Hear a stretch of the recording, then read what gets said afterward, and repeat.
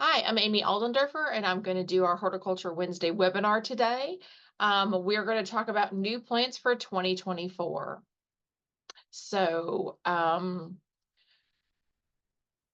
basically, I need to give you all a caveat. The descriptions and the photos you will see come from the people that are trying to sell you plants. So the descriptions may be a little toned down for some reasons, or they may be hyped up for some reasons. I have not grown any of these plants, but I believe that they will be okay to grow in the state of Kentucky, and they will be a good fit for most of our gardens, that they're not going to be too aggressive. And if they are kind of aggressive, I'll let you know. So hopefully you will be able to follow along and get some new ideas for the newest, latest, and greatest for your gardens in 2024. Okay, so we're gonna start with annuals. So annuals are basically a plant that continues its life cycle all in one year. So it goes from seed to plant to flower to seed in one year. Or the other kind of definition would be they don't really survive the winters here in Kentucky. So that's the other caveat. So I will kind of let you all know about those things. But we're going to start with begonias. These happen to be in alphabetical order. So you can kind of tell when we're going to move on to the next set of plants. So this is Begonia rex. It's called night owl. And this is one of those that you can see will add some color to maybe a garden that's mostly green. This one is available as a house plant also. It's very heat tolerant. You don't have to deadhead it because it doesn't flower all that often. But it has an interesting leaf shape, and it has some really interesting color breaks, or the color shading in the leaves. It doesn't get very tall, maybe 18 to 24 inches. Um, it gets about 12 to 15 inches wide. It requires shade to part shade, and it doesn't really like a whole lot of full sun. It's going to actually burn up if it needs some sun. If you bring them indoors, like you've planted them out and brought them inside, then you want to make sure that you don't bring any critters or diseases in. And sometimes you can just put them in a, like this one is planted in a pot. You can just place that pot in the ground and make sure that you water it a little extra. And then take that pot out and put it into a pretty pot when you bring it inside. So all of the Begonia rexes would be a great outdoor shade plant to bring a little bit of color and interest into mostly a green garden. Celosia is one of my favorite kind of annuals because they're so different looking. This one's burning embers. This is a flame or a plume celosia. And really, I kind of like it for the red color because it's hard to get really good reds. But the leaf color, even if it's not in bloom, has this really kind of burgundy color to it. And I kind of want to point out, I always kind of select, if you're not familiar with the All American selections, I'll put that little symbol on there. And that means that they have been tested all across the nation. They have been voted on and selected to be a good, what I wouldn't say beginner plant, but they're going to grow well across the United States. So no matter where you're from, if you pick an All-American Selections variety, then you're pretty guaranteed that it's going to grow in your area. The other thing about All-American Selections is that they're grown from seed and they have to bloom in that first year. So even if there's a perennial that is selected, because sometimes there are, then that means that perennial will bloom in that first year. So you'll see that little symbol throughout my presentation today. So, but yeah, I like the celosias. They're really good. It's an annual. It needs full sun. It doesn't get too extremely high. It's only 8 or 9 inches tall. And it blooms all season long. So it can add constant color into your gardens. This is Centuria, which is something that you may have grown a little bit later. You might see the blue one out there. This one's called the Bride. Usually we use these as cut flowers. It's also an annual. This one gets a little taller at 24 to 36 inches tall, but you want that tallness or the height for the long stems on the blooms. You can sow this one out outside just directly, or you can start it indoors about 4 weeks before the last frost. But that little puff of white flower looks really good in arrangement, and it looks good in your garden. This was a little different. This is another house plant. This is spider plant, the Great American House Plant. But you can use this outside. You can use this in a shade garden or in a container outside in the shade.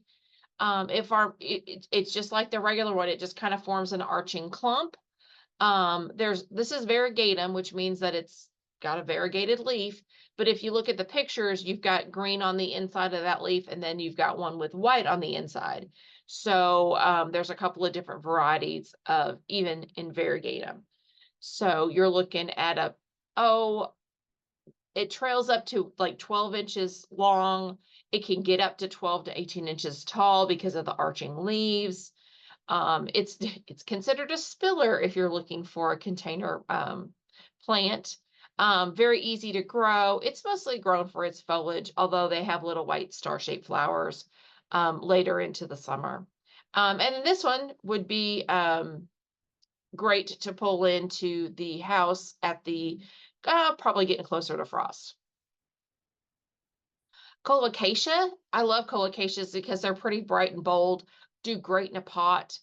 It gives your garden this tropical feeling in there. And I did not put the little All-American Selection one on this one, but it was an All-American Selections winner in 2023. So this one's called Royal Hawaiian Waikiki. There's a Royal Hawaiian series. So there's all sorts of colocacias or elephant ears, as we like to call them. This one gets only about 36 inches tall, so it's one of the smaller ones. You can get the big giant elephant ears that get 4 to 5, 6 feet tall. You could, they need a large container. You can put them in the ground, but you're going to have to dig them up if you want to keep them from year to year. Here's geranium. I like geraniums. I don't care for the scent.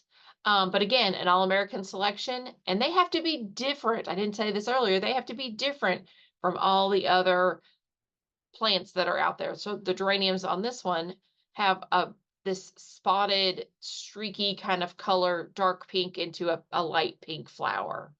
They do really good in containers. They have great heat tolerance. Pink Batik is the newest one to the series. And minimal maintenance requirements. You may have to fertilize this one early on, but otherwise you should be pretty good. It doesn't get very big either. It does bloom floriferously very well. And they said that they had a count of well over 100 blooms on each plant. So they get only about 18 inches tall, and I think they're counting each individual bloom and not a bloom cluster. So this would be a great addition if you like some pink in your garden. Impatiens are coming back. They kind of have left. They had left the industry for a while because they had gotten some pretty bad diseases in their line or were susceptible to some diseases. So this pink jewel has come back. This one has actually got a fairly large flower on it. It's also a winner. It's available pretty soon. You should be seeing that right now in your garden centers. I like they go great in the shade. I love Impatiens for the shade. This one says it tolerates a little bit of sun. I would say you'd have to water that one a little bit more for this if you put it in the sun as opposed to leaving it in the shade. It gets about 12 inches tall. The blooms are 2.5 to 3 inches wide for that very solitary pink flower on there. They do well in a container. They do great in beds. It says water often to establish, and once they're established, you don't have to water them quite as much. And they do really well in this mass planting that you see here next to each other out there in the garden. So here's, I love sweet potato vine. They come in all sorts of colors. This one is Sweet Caroline because, Sweetheart Mahogany, because of the heart-shaped leaves, and this mahogany color, um, to the leaves. They kind of come out kind of darker brown and maybe even a little bit limey, a little bit lime green, but they will eventually turn this kind of brown bronzy color. It's a small one. It only trails up to 30 inches, so it's not going to eat your garden up. Um, but it's definitely great in a container or a spiller, or if you need a place to kind of cover a little bit of ground. Um, it, again, we're talking about annual, so they're going to die as soon as they get hit by frost. But this one may make sweet potatoes. um, but I would definitely not be eating the sweet potato off of this one in the fall. This was a pretty good one. It does thrive in full sun. It does part sun a little bit. You'll probably get a little bit of a color change if you put it in some shade. I haven't seen marigolds on the All-American selection list in a long time. So these are the African marigolds or the Asian marigolds. I'm not even sure anymore what we're calling them. But this is Siam gold. It is this orangey gold color, very typical of a marigold color, but it's kind of fuller. It's one of those big types. It gets pretty tall. Um, you cannot save the seed on this one because it is a hybrid. You won't get the same plants that you do, but they're only about 20 inches tall. And these are ones that you see sometimes in Indian weddings because of the big bloom size. They're 3 to 4 inches big across. They tolerate heat, they tolerate rain. They're a little bit more tolerant than our French marigolds of the heat and the humidity that we get here in Kentucky. Um, so yeah, these like the heat. The French marigolds like the little bit of cool. So again, an All-American selection winner that does fairly well across the nation. You could also use it as a cut flower if you want. There's always some type of petunia type plant. This is a Peticoa, which is a Petunia Calibrachoa cross. They're getting pretty mixed up in their genetics of a lot of these plants. But apparently the judges were wowed by the well-controlled mounding habit over the entire season. So it stays kind of in this shape all season long. It's a national winner. It needs full sun. It likes to be a little bit on the dry side. It only gets 10 to 16 inches tall. Does need a little bit of fertilization. It's a heavy feeder. But those blooms are 2 to 3 inches across. So when you're looking at petunias, you can get some really big flowers.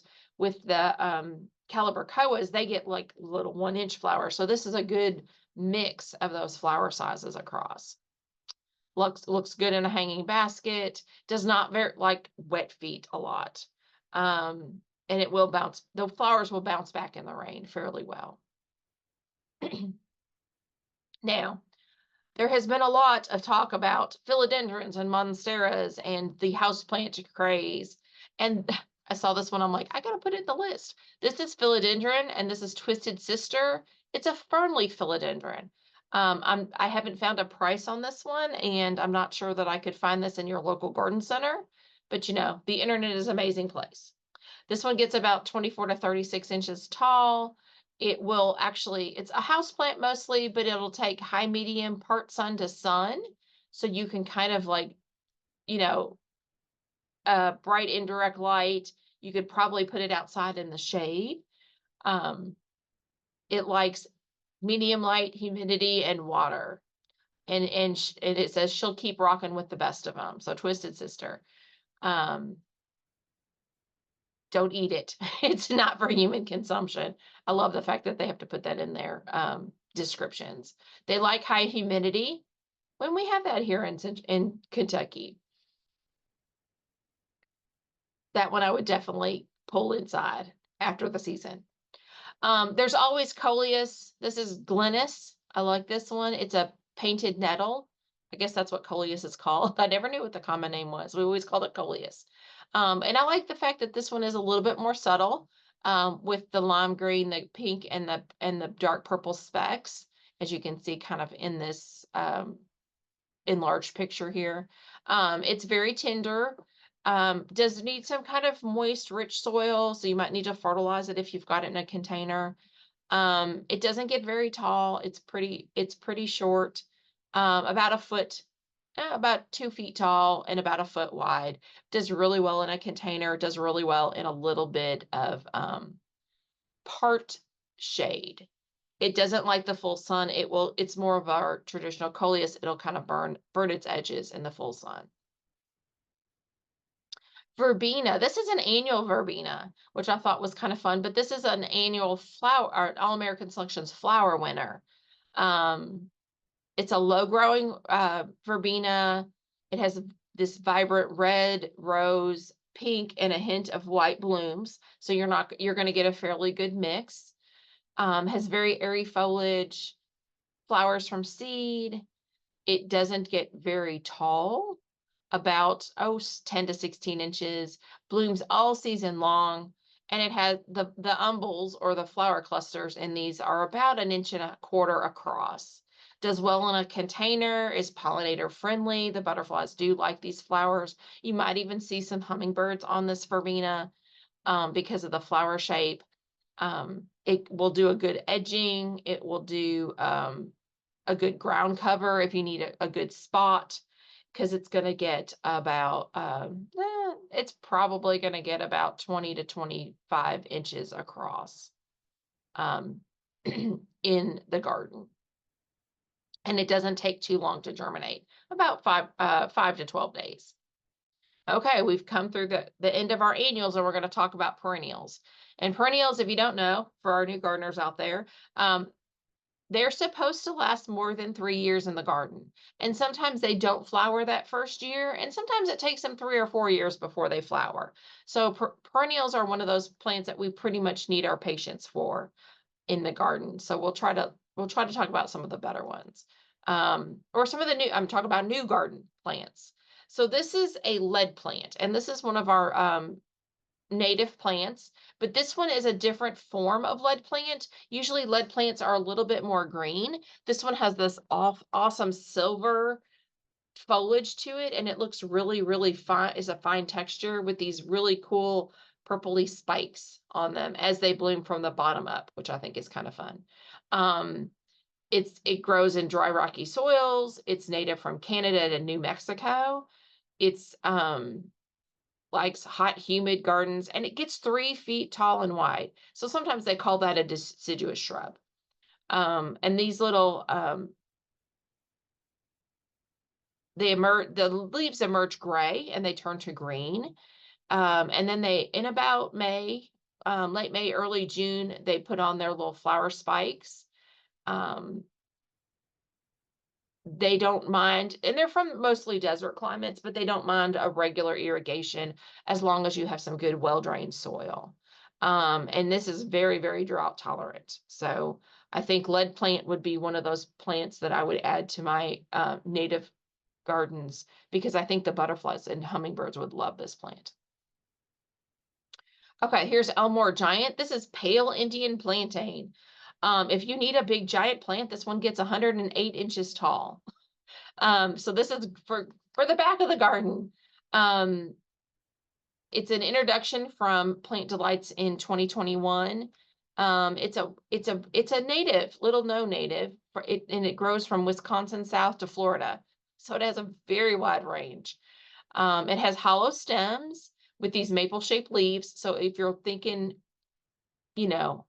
native honeybee, or not honeybees, native bees, they can definitely nest inside those hollow stems. And it gets really tall.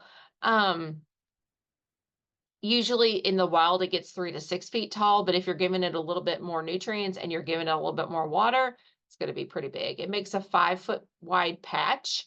So make sure that you give it enough room in the garden. And it does have these very tall, I would say kind of Queen Anne's lace type flowers in the middle of the summer when it blooms. So this one's Elmore Giant, kind of an unusual plant that we don't see a lot. I like toothwort. This is Southern Lady. It's has a little bit more flowers on it than our native one, but this is still native. It's kind of one of those nativars that they've found a different look, and has kind of taken it in and kind of taken it and put it in the garden. So this one emerges in early November in North Carolina, so probably a little bit earlier for us. And it remains like flat rosettes against the ground until mid-February, when it expands to a 1 foot tall, 18-inch wide clump of foliage and has these little flower spikes that start out white and turn pink. So it's one of those that bloom about the same time as the hellebores. And then it goes completely dormant by like the 1st of May. And they say it's a pretty foolproof small woodland ephemeral. So this would be a good place to put it in with your your spring ephemerals, your spring beauties, your Virginia bluebells, your hellebores, those kind of things. And it's normally found along the states that border the Mississippi River and then east. It usually occurs in wet woodlands. So if you have a wet spot, this might be a little bit of a place to put that in your garden. So this is Southern toothwort. There's also it's a little bit of a different, they changed the scientific names a lot. So this one is also called toothwort. And I think they're probably going to change the name to carmine again. Can't figure out if carmine is the old one or the new one. But this is slender toothwort. Sorry, white sprite slender toothwort. And you can kind of see where the white sprite comes from. So instead of being pink flowers, this one is white flowers. Again, it's one of those spring ephemerals. It really works out on the floodplain areas. It takes a little bit of moisture if you have that out there. It comes in a tuber. So, and you might get it as a tuber that's smaller than a pencil lead. And it goes away by June. So make sure that you plant it probably, it would be a great place to put it where you've got hostas, where your hostas can come up and cover that spot where your toothworts, go to sleep in the summer, early summertime. This one I like, Centaurea Silver Swirl. It's a different color. It gives you a different texture. It's not Dusty Miller. It's fairly similar to Dusty Miller, but it's a perennial. It comes back every year. It's fairly compact at 8 to 11 inches tall. It can be planted in well-drained soil and full sun. It's very drought tolerant because of that silver foliage. Very hardy from 6B to 9. And apparently we just got bumped up half of a zone. So here in central Kentucky, we are now 7A, so we're good to go. Low maintenance. And if you've got rabbits, it's resistant to rabbits. They don't like eating the foliage for that. But I think that would be cute, maybe as a different replacement for Dusty Miller, because it comes back every year. I like clematis, and I like the weird clematis. So this one is Mongolia Gold. It's a bush clematis, and this one is a yellow one. I have a purple one. And this one came from Mongolia, so it's not a native, but that's okay. It's a shrubby 18 inches tall, 4 foot wide clump of these arching cinnamon stems. See how that's a pretty cool. And they've got these little bell-shaped yellow flowers that look like I think they look like little hats. And then they have attractive seed heads when they get finished blooming. Full sun and a well-drained site are best. And it's already garnered the Great Plants for Great Plains Award. So if you have a bright, sunny prairie type area, this might be a good plant for you to grow. I like the bushy clematis. This is a Asian Solomon seal that is evergreen, which I thought was kind of cool because mine doesn't last for very long in the garden. It stays about a third shorter, which is from the typical Diosporosis. I think I've said that right. I'm not even gonna try it. Which is 10 inches tall. This one gets 10 inches tall when growing in part sun. If you grow it in deep shade, it'll grow to almost 18 inches tall. And it is still adorned with those small dangly white bell-shaped flowers in mid-spring. The difference between our native Solomon seal and this one is that this one is evergreen. So if you want something to stay year round, plant Xiao Chen Du. Here's another shady kind of plant. This one says it'll grow in full sun. I think if you grow it in full sun, you're going to have to water it quite a bit. This is Jurassic Gold, and this is also called male fern, but the new growth comes out with this gold type foliage that's fairly striking, especially in a shady garden. And as it matures, it kind of turns into our green, ferny type foliage. But it's an interesting coloration and a texture. It gets about 18 to 24 inches tall and it spreads to about 18 inches wide. So definitely hardy here. It's hardy to zone 3. So even if you keep it in a container outside, it should make it through the winter just fine. This is oregano, or if you've heard it on the internet, oregano. Some people say it that way. It has burgundy stems and the fragrance of the oregano in the leaves, and it's really grown for these little flowers, these little tubular flowers. Very prolific bloomer, maintains that perfect green all year round. Does really good in a container. Gets about a 1.5 feet tall. Does need some well-drained soils, deer resistant, heat or drought tolerant, attracts the butterflies and the bees. And it has, even if it's out of flower, it does have these really pretty red bracts that stay colorful all season. So Bristol crosses maybe an ornamental oregano that you can put into your garden. That's not going to like take over the earth. Here is a Mayapple that's not native to North America. This is Chinese Mayapple. And this one has, you kind of got to get up close, but it's got a cluster of flowers and fruit underneath the what I call the umbrella of the leaf. So these are green leaf species. They have some that are variegated and they're awesome. This one's about 2 feet tall, so it's a little taller than our natives and develops 2 leaves as opposed to 1. In early spring, there's clusters of these pinkish red flowers that burst open like fireworks from just below the top leaf. So they kind of layer their leaves on top of each other. This is a clump former that remains green until fall, and then it kind of like our hostas, they kind of melt out. It was collected in China by a French missionary, Edouard Marie, and it's named in his honor. So I thought that was kind of a different take on our native Mayapples. Definitely needs part sun to shade. And everybody's going crazy over the hens and chicks because there's a whole ton of them in the trade right now for your gardens. And these chick charms is the whole, I love that. Sometimes I buy things just for the name. So chick charms, there's about 5 or 6, 8 or 12, who knows now, plants in that series. And this is apple teaser, which starts out with these really bright red tips on these leaves. Again, with hens and chicks, they're not going to be tall. They're only 2 inches tall. This one's each little cluster only, spread 4 to 6 inches. They like full sun. They can tolerate part shade. If you've got a deer or rabbit problem, they're probably a great solution.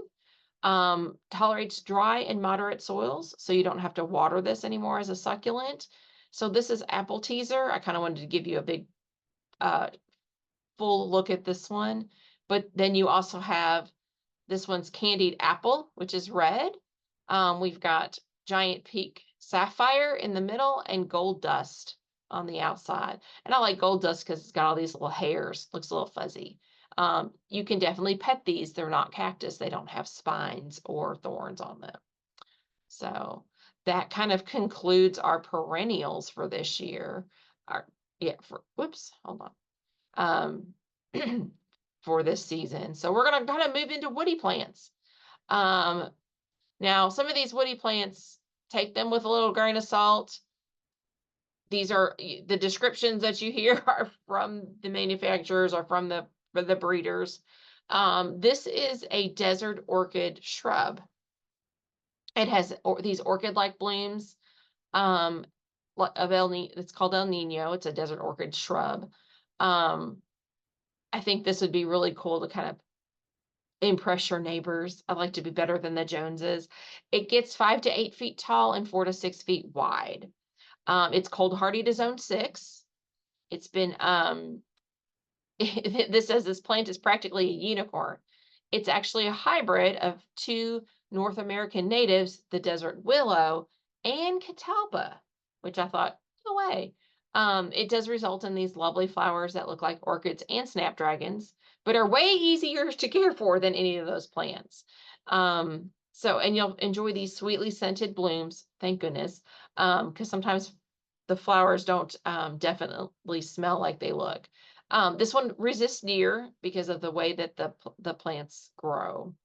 I think the leaves are a little thick, so if you have a deer problem, this one might be a good shrub for you to grow. It's a little bit coarse in texture because the leaves are kind of big, but they do get 4 to 6 feet tall. So um, let me know if you add desert orchid to your garden this year or next, because I want to see one in the wild. This is a dogwood. This is Tartarian dogwood.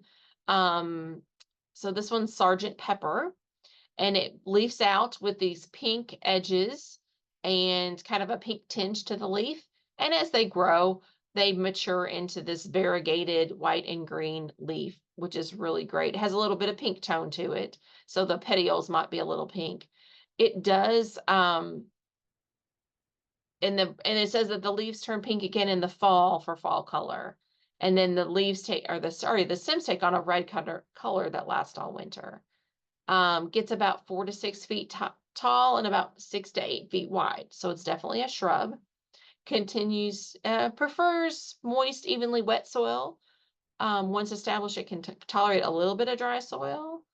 Looks great in a hedge. It's one of our mounding, spreading plants that we can add to the garden. So this is Sergeant Pepper dogwood. Here's hydrangeas. They have done a lot of breeding with hydrangeas. So this is Tough Stuff, which is, and Top Fun is the variety. So Tough Stuff is a whole series. There's a whole series of tough hydrangeas out there. This one only gets 24 to 36 inches tall. And this one is kind of what they call a lace cap variety, but so this one is a continuous bloomer. So it blooms on old wood and then later on new wood. It's heat and salt tolerant. I think this one also has this purpley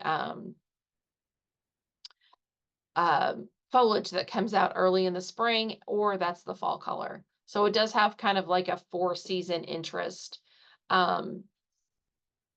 out in your garden. So it's not just a once or it's a repeat performer for that. But then you get Wee Bit Innocent, which is a big leaf hydrangea. This one has double florets. So if you look at this picture, you can see that this one is a double flower in this big giant cluster of flowers. It's a compact big leaf hydrangea that's about 24 inches tall and 30 inches wide. It's a mop head type. So it changes color. This one changes color depending on the soil pH. So if you've got a more alkaline soil, it's going to be pinker, or if you've got a little bit more acidic soil, it's going to be more blue. It will rebloom. That's the big thing about hydrangeas. We want them to rebloom. So again, blooms on new wood and old wood. So be careful when you prune this one. You probably don't need to prune it because it only gets 2 feet tall. Prune out the dead, but other than that, you should be pretty good with that. It does need a little bit of moisture. A little bit of sun, it not probably full sun, but definitely a little bit more sun will bring out the flowers for this one. So definitely hardy here with 5 to 9 as its hardiness zone. This is Ilex glabra, and if you've not grown a inkberry holly before, this would be an awesome replacement for boxwood. It takes pruning fairly well. This one is Forever Emerald. It's a much smaller than your typical inkberry. It's also naturally rounded, so you don't have to prune it very often. And it stays green all the way to the ground. With some of the native, and it's native to North America. It also tolerates a little bit of wet, which boxwoods do not. And the native or just the straight species Ilex tends to get naked knees, and then you just cut it back and it flushes out at the bottom. But this one's pretty good and would be a great replacement if you lost boxwoods from that deep freeze we had a couple years ago. Here's another Ilex. This is a blue holly, which we grow here all the time. This is Castle Rouge, and this one kind of the new growth comes out a little bit on the red side. It can get fairly tall at 5 to 8 feet with a maximum spread of 4 to 5 feet. Now, granted, it doesn't just quit growing. It does grow a little bit every year. It does tolerate wet soils, especially the blue ones. And remember, this Castle Rouge is a female. And then you'll need Castle Keep, which is the male pollinator. Oh, sorry. Castle Rouge is the male pollinator and will pollinate Castle Spire and Castle Keep and other female blue hollies. So this one won't actually get any berries. You'll have to kind of get 7 other female plants to do that. It attracts songbirds because of its foliage. It's native to North America. Oh, it's not. Is it? I'm not sure. It says it's native to North America. We'll see. It's probably in some of the genetics in there. And it has this really pretty columnar habit. So it's not going to be a shrubby one. It's going to be kind of a triangle shape when it's ready. I like mock orange. I like it for the scent. And sometimes our double flowers have lost their scent. But this one, Illuminati Spice, has not lost its scent, and it boasts these double set of flowers over this dark green foliage. It has a citrus fragrance, and it says it's reminiscent of mock oranges, of the classic mock orange. It has a very upright growth habit, growing 4 feet tall and wide. It's adaptable to most conditions, but grows best in well-drained soil. However, it's drought tolerant once it's established, which is good. We're looking at bee friendly. It resists deer. It comes in white, and it's I put it in arrangements because it smells so nice. But you may not want to prune on your mock orange like I do. So try mock orange in your garden. They've come out with some new varieties. I always add vegetables to my list. So here are some of the vegetables that are new out on the market, new varieties. We've got purple broccoli. So if you're tired of the same old green broccoli, grow some purple magic. Again, it's an all-American selection, so it should grow all across the nation. But with broccoli, I would probably grow that starting in August and let it grow and mature into the fall. It's a lot sweeter, especially after it's been frosted on a couple of times. It'll be fine. You can definitely cut this one back, and you might get a little bit of side shoots on the plant. And you should be able to water with it. It's a regular broccoli. It's just purple. And then there's a glow stick moonrise mix of carrots. So if you want all the colors of your carrots, you can definitely go back and get these 5. It's a mix, so you're going to have to kind of plant a lot of seeds to get all the different varieties. If you live in Kentucky and you've got kind of heavy clay soils, these grow great in a container. You will have to fertilize them a little bit because our soilless mixes don't have any fertilizer in them. But they do very well in a container, and they're fairly clean when you pull them out. And you can just rinse them off. They do take a while. Carrots take a while to germinate, so I also like them in a container so I can keep an eye on them. But they're very, very sweet. Again, you can plant these also for the fall harvest, and they get sweeter after they've kind of been through a little bit of a frost. Purple cauliflower. Can you see a theme here? um, this one you do kind of have to blanch a little bit, so you kind of pull the leaves over. It comes in much earlier than graffiti or lavender, which are the other two purple cauliflowers that you might see out there. But yeah, I thought purple cauliflower. We're gonna have a purple veggie planter here pretty soon. Because you can also grow ultraviolet hybrid corn that's purple. Um, it's it has a distinct and delicious flavor. The lighter kernels deliver a delicate sweet flavor, nicely complemented by the bolder flavors and hues of dark violet. So this is sugary and savory sweet corn, and they're 8-inch long ears. So you're going to have a pretty good head, or sorry, ear of corn when you get there. It's a good size. But it says pick these beauties early before they darken and are overripe. I think they get more savory as they ripen. That just means they've converted the sugars into starches. But I thought, ooh, that'd be kind of cool. Maybe roast them inside the husks, and then have, as people open the husks out, they don't realize they're eating purple corn. Um, Surprise. So here's eggplant, which is not purple, it's green. And this one is one of, I think this is some of our Asian influence here. It's thin skinned. It says it's never bitter. And it's colorful at the market if you're going to grow for market, or it's just colorful on your plate. But you grow just like you grow regular eggplant. But this one's summer emerald. It's a little bit of a different shape and a little bit of a different color. Kale is a big thing. Again, still, maybe, I don't know. This is a dinosaur type kale, so it's kind of that big, giant, crinkly leaves. It prefers a fertile, well-drained soil. You can direct seed these 3 months before expected frost. These take a long time to grow. There's a fall crop, there's a winter crop. You can do an early spring crop. They do get all the diseases that kales normally get. And about 2 months after planting, you can harvest individual leaves. It's very hardy. It will definitely go into the winter, and it will probably be a little sweeter after a little bit of frost. So if you're not really good on the texture of kale black magic, you can get kale frisé rouge, which is French for roughly red ruffles. Again, this one is, you can just definitely pick this one and bundle it. But it would be great in a salad. I think the dinosaur kales would be great cooked.